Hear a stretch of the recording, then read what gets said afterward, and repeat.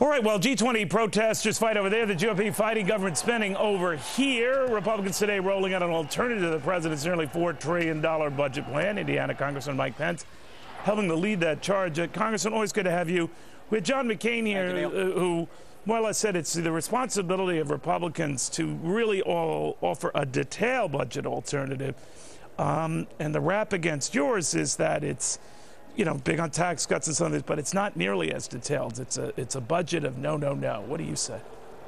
Well, there's an awful lot of detail today. The House Republicans unveiled our formal legislation today that is our effort to respond to the president's budget that spends too much, taxes too much, and borrows too much. Under the Republican plan, we'll spend about $5 trillion less than the Democrats' budget over the next 10 years. We'll bring the debt under control, borrowing about $4 trillion less than the Obama budget.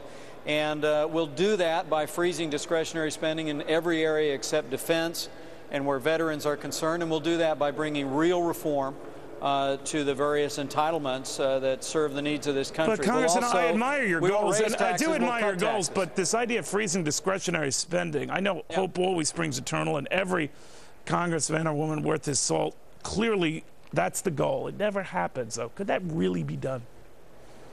Well, look, I'm a realist. I recognize the Democrats have the vote. We couldn't even get them to freeze spending on that recent omnibus bill. Right. They packed it full of 9,000 earmarks and had an 8% increase in spending for what was left over to be fair, more than last year. Wait. To be fair, more than 4,000 of those earmarks were Republican earmarks. Neil, that's very, very fair. But Republicans on the floor were advocating an across-the-board freeze. Democrats insisted on an 8% increase in spending in the omnibus bill. So I understand the ideas that Republicans have put forward in a very, very detailed Republican alternative today are going to be supported overwhelmingly by Republicans in the House. But unless the American people speak with one voice in the next 24 hours and say that they want this Congress to put our fiscal house in order, set politics aside, say no to the president's budget to borrow and spend and tax our way back to prosperity, then we're going to be stuck with what we get: more spending, more taxes, and more borrowing. What trillions less are you not spending on?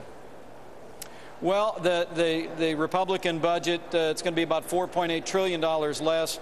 It's going to bring spending back down overall to about 20% of GDP instead of climbing to nearly 25% of GDP under the Obama budget. And look, other than in the areas of our national defense and veterans, we're looking at trimming the sales on discretionary. But as you know, Neil, probably better than most, we need to get at these entitlements. Right. We need to bring a means test on the prescription drug entitlement and other areas. That's where you make the big savings.